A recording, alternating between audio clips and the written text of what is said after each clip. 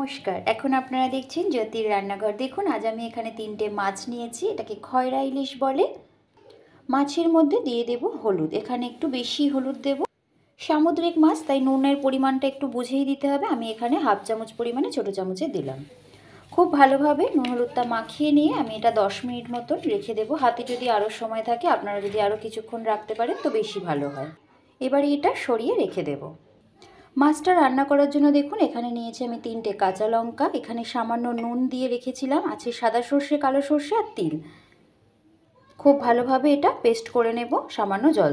গ্যাসে কড়াই বসিয়ে দিয়ে দিয়েছি তেল। তেলটা খুব ভালোভাবে আমি গরম করে নিচ্ছি। তেল ভীষণ সুন্দর গরম হয়ে গেছে। গ্যাসের ফ্লেমটা কমিয়ে আমি এখানে মাছগুলো একে একে দিয়ে দেব। যেহেতু বড় সাইজের মাছ তাই আমি এখানে 2টো করে দিলাম। এইবারে আমি এখানে মশলাটা পেস্ট করে নেব ততক্ষণ, এবং এতে কিন্তু আমি আরও কিছু উপকরণ অ্যাড করব। স্কিপ না করে দেখলে অবশ্যই বুঝতে পারবেন। মাছের একটা পিঠ সুন্দর দেখুন ভাজা হয়ে গেছে বলে ছাড়িয়ে গেল। এবার আরও একটা পিঠ আমি আস্তে আস্তে উল্টে দেব। এই পিঠটাও লাল করে ভাজবো।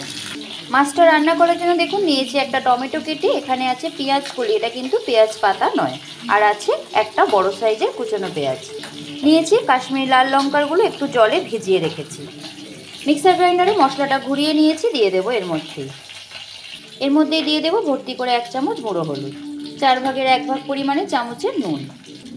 মশলাটা খুব ভালোভাবে ঘুরিয়ে এবার রেখে দেবো। এইভাবে করলে কি গুঁড়ো মশলাটা পুড়ে যায় না এবং তরকারিটাও ভীষণ সুন্দর সুস্বাদু হয়। এবার দেখে নেব মাছটা কেমন ভাজা হয়েছে।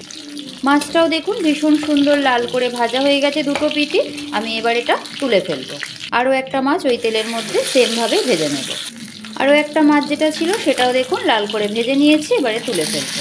দেব সামান্য পরিমাণে কালো জিরে ফোড়ন। দিয়ে দেব কুচিয়ে রাখা 1 মুঠো পেঁয়াজ। পেঁয়াজটা সামান্য একটু নরম হওয়া পর্যন্ত অপেক্ষা করব, মোটামুটি 3 সেকেন্ড। দেখুন পেঁয়াজটা সুন্দর একটু নরম হয়েছে। এবারে দিয়ে দেব বাকি উপকরণ। কেটে রাখা টমেটো আর পেঁয়াজ কলিটা একসঙ্গেই দেব। গ্যাসের ফ্লেমটা মিডিয়ামে করে এটা একটু ভেজে নেব, কাঁচা গন্ধটা যাওয়া পর্যন্ত, 5 থেকে 60 মিনিট পর্যন্ত ভেজে নিয়েছি এটা 7 মিনিট মতন। দেখুন এখানে টমেটোটাও নরম হওয়া শুরু হয়েছে। এই পর্যায়ে এখানে মিশিয়ে দেব আগের থেকে তৈরি করে রাখা মশলার পেস্টটা। দিয়ে দেব সম্পূর্ণ মশলার পেস্ট। অনুরোধ করব ভিডিওটি ফুল ওয়াচ করতে। শীতের সময় একটু এইভাবে রান্না করলে সেটা কিন্তু খেতে ভীষণই সুস্বাদু হয় এবং ভালোও লাগে, খুব চটজলদি হয়েও যায়। এবারে মশলাটা আমি কিছুক্ষণ কষিয়ে নেব তেল ছাড়া পর্যন্ত।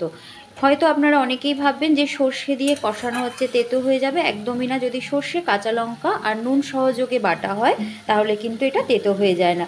এটা আমার ঠাম্মার কাছ থেকে শেখা একটা ছোট্ট টিপস। সম্পূর্ণ মশলা থেকে তেলটা ছেড়ে দিয়েছে, কাঁচা গন্ধটাও চলে গেছে। এখানে যে পেঁয়াজ কলিটা দিয়েছিলাম সেটাও সেদ্ধ হয়ে গেছে। মিশিয়ে দেব গরম জল। আপনারা সকলেই জানেন, যারা নিয়মিত ভিডিও দেখেন, আমি কিন্তু রান্নায় গরম জলটাই ব্যবহার করি। রান্নায় উষ্ণ কুসুম গরম জল ব্যবহার করলে রান্নার স্বাদের কোনো রকম পার্থক্য হয় না, কিন্তু ভীষণ সুন্দর একটা স্বাদ আসে, খেতেও যা সুস্বাদু হয়। ফুটে উঠেছে ঝোলটা, মিশিয়ে দেবো একে একে মাছগুলো। অপেক্ষা করব এবার মাছটা সম্পূর্ণ রান্না হওয়া পর্যন্ত। মোটামুটি ফিরে আসবো আমি 10 মিনিট পর, গ্যাসের ফ্লেমটা মিডিয়ামে রেখে। ফিরে এলাম সম্পূর্ণ 10 মিনিট পর। দেখুন তেলটা ছাড়া শুরু করেছে। ছড়িয়ে দেব উপর থেকে ধনেপাতা কুচি। এবারে আরও আমি এখানে 5 মিনিট মতন রান্না করে নেব। সম্পূর্ণ দেখুন রেডি হয়ে গেছে। মাছের ঝাল কেমন সুন্দর তেল ছেড়েছে। এবারে আমি এটা নামিয়ে ফেলবো। রেডি হয়ে গেল একদম ভিন্ন স্বাদের দেখুন খয়রা ইলিশ মাছ। আপনাদের ওখানে এই মাছটি কী নামে পরিচিত জানাতে ভুলবেন না। এতক্ষণ ধরে আমার ভিডিওটির সাথে জুড়ে থাকার জন্য সকলকে অসংখ্য ধন্যবাদ। সকলেই ভালো থাকবেন এবং সুস্থ থাকবেন।